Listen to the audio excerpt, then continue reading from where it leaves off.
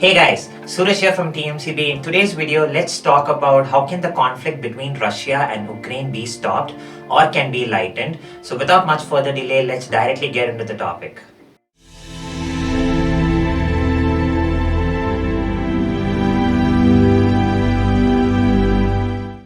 Okay, so now there are 4 points that I believe that might stop the conflict between Russia and Ukraine or might even have a probabilities of reducing the tension between these two countries. Now the first point is, in case USA stops the false promise President Zelensky telling them that there are possibilities that the Ukraine might join the NATO countries or might have a possibility to join the European Union.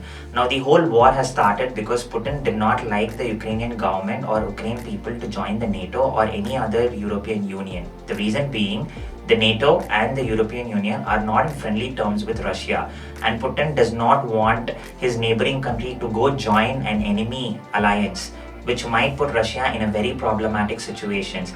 Every time the Ukrainian government goes on a friendly talk for ceasing fire or to cease fire, there is always USA is trying to send more weapons, more money, more shields, more helmets.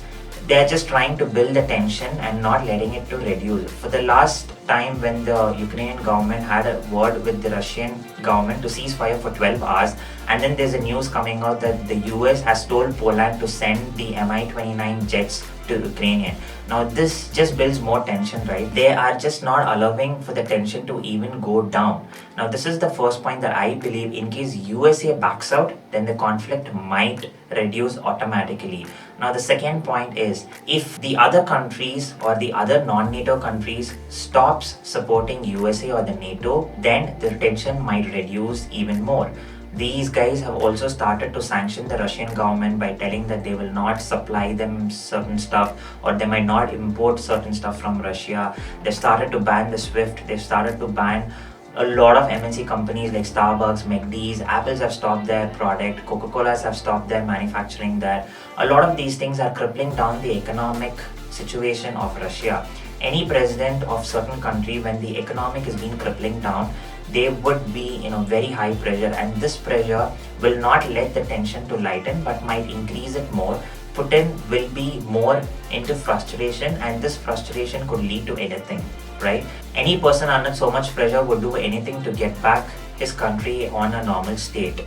By doing all of these sanctions, it is nowhere gonna bring the conflict down, but it's just gonna increase the tension between these two countries. Now the third point is, if Zelensky himself goes and talks to the Russian government for a friendly talk, rather than believing the NATO countries or the European Union thinking that these people might send their forces in order to help the Ukrainian government tackle the Russian forces, which you've been seeing, I've been seeing, the entire world has been seeing. I think today is the 16th day of the war, and none of the NATO force members or the European Union force members have stepped on the Ukrainian land in order to help the Ukrainian government. It's always been the Ukrainian people from the beginning. I think there are about 16,000 volunteers to help the Ukrainian government in order to fight the war, but then there's been no official help from the NATO countries. But in the beginning, they've always been promising the Ukrainian government that there are possibilities that you might join the NATO. And I think by now, even the president of Ukrainian Zelensky himself might know that this is not going to work out, because when he pleaded them to add the Ukrainian country into the NATO member, they never did it. He then pleaded to send their forces, that never happened. And then the last final request of the president was to at least put a no-fly zone on Ukrainian government so that the Russian jet planes do not fly over the country and bomb the country, right? Even for this, the US and the UK stepped back, telling that in case if there's a no-fly zone, we might have to shoot down the Russian jet planes, which will have a direct conflict between the US, UK and the Russia, might even end up to World War III. They have been backing up from the beginning, and at least now I feel that President Zelensky should understand all of this geopolitical that's been happening around him, and the country is being used as a pawn to wage war against Russia. I think at least now President should understand this and have to go and talk to Putin in order to reduce the tension that's been happening between these two places. Now the fourth point might never happen in case Putin himself feels that the war should end. Maybe because he feels that there are a lot of civilians being killed. Maybe because he feels that there are mothers losing children, children's losing their mothers and dad. women losing their husbands or men losing their entire family. This might put an end in case if Putin feels that this is too much and this is not necessary in order to invade a country, and probably he might stop the war and probably have a friendly talk with the Ukrainian government.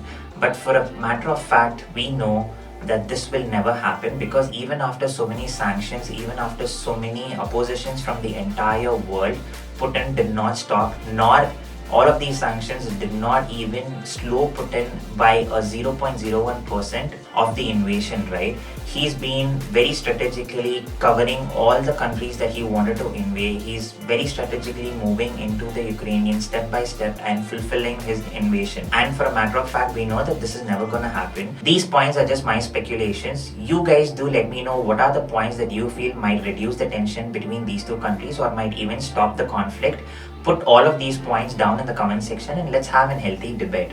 So that's it for today's video. I will meet you in the next video. Till then, Suraj here signing off from TMCB. Peace.